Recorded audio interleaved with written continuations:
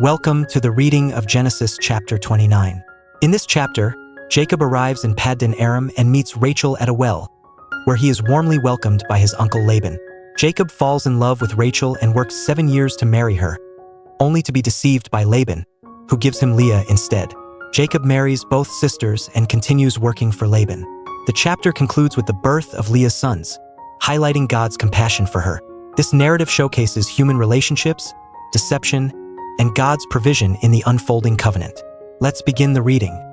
Then Jacob continued on his journey and came to the land of the eastern peoples. There he saw a well in the open country, with 3 flocks of sheep lying near it because the flocks were watered from that well. The stone over the mouth of the well was large. When all the flocks were gathered there, the shepherds would roll the stone away from the well's mouth and water the sheep. Then they would return the stone to its place over the mouth of the well. Jacob asked the shepherds, "My brothers, where are you from?" "We're from Haran," they replied. He said to them, "Do you know Laban, Nahor's grandson?" "Yes, we know him," they answered. Then Jacob asked them, "Is he well?" "Yes, he is," they said. "And here comes his daughter Rachel with the sheep." "Look," he said, "the sun is still high. It is not time for the flocks to be gathered. Water the sheep and take them back to pasture." "We can't," they replied, "until all the flocks are gathered and the stone has been rolled away from the mouth of the well. Then we will water the sheep." While he was still talking with them, Rachel came with her father's sheep, for she was a shepherd.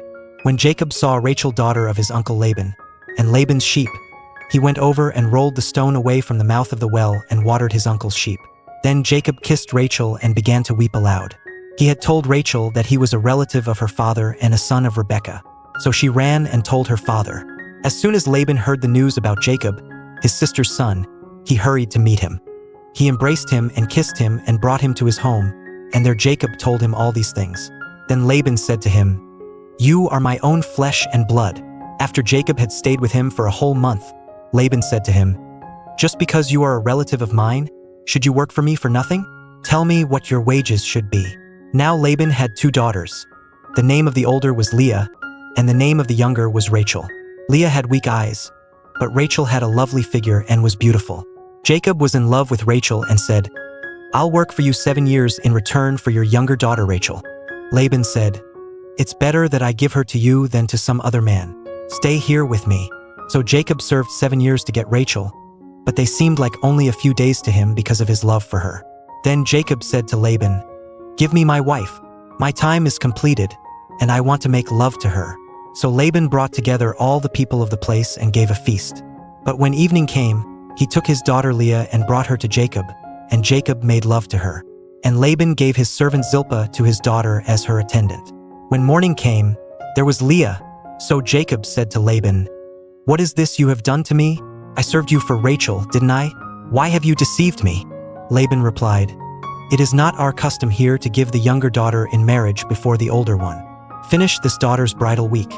Then we will give you the younger one also, in return for another 7 years of work." And Jacob did so. He finished the week with Leah, and then Laban gave him his daughter Rachel to be his wife. Laban gave his servant Bilhah to his daughter Rachel as her attendant. Jacob made love to Rachel also, and his love for Rachel was greater than his love for Leah. And he worked for Laban another 7 years. When the Lord saw that Leah was not loved, he enabled her to conceive, but Rachel remained childless. Leah became pregnant and gave birth to a son.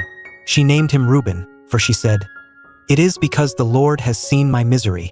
Surely my husband will love me now."